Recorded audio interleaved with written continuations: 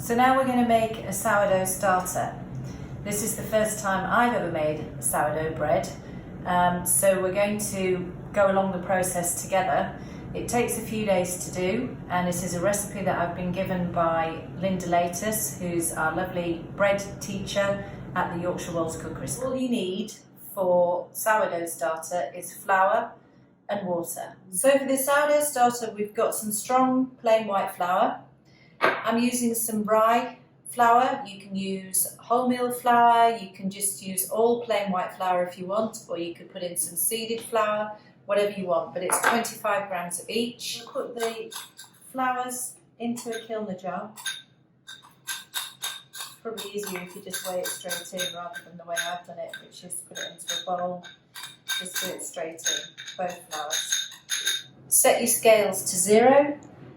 And then you're going to weigh in, you'll need some filtered water, so either bottled water or filtered water. If you use the filter from the fridge, like I have, let it come to room temperature first because it doesn't like being really cold.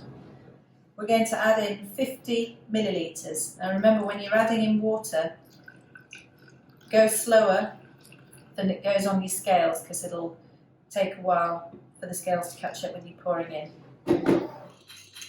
Mix it all together.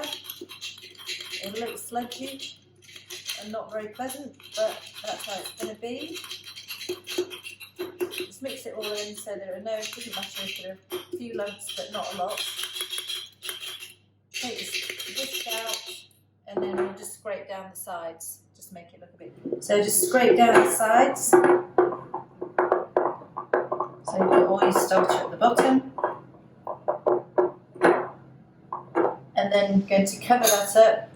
I've used a kilner jar, and you're just covering it with this so it can get air to it. What's important about a sourdough starter is it develops the yeast. It's a natural yeast, so it takes in the yeast that are in the environment, so you mustn't cover it up completely. It's got to be allowed to breathe, so that will allow the air to come through but stop anything from falling in.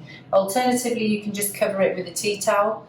But that I thought was quite good because it just holds it down, but you can just use an ordinary jar with a tea towel.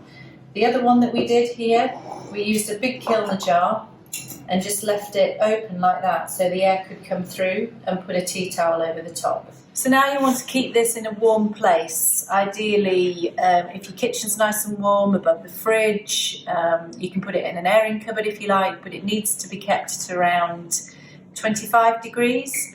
So somewhere nice and warm, and don't forget to leave it open on the top, either covered with a tea towel or just like I've done here. And then tomorrow you need to add some more water and flour. So every day you're going to add another 25 grams of each flour and 50 mils of water.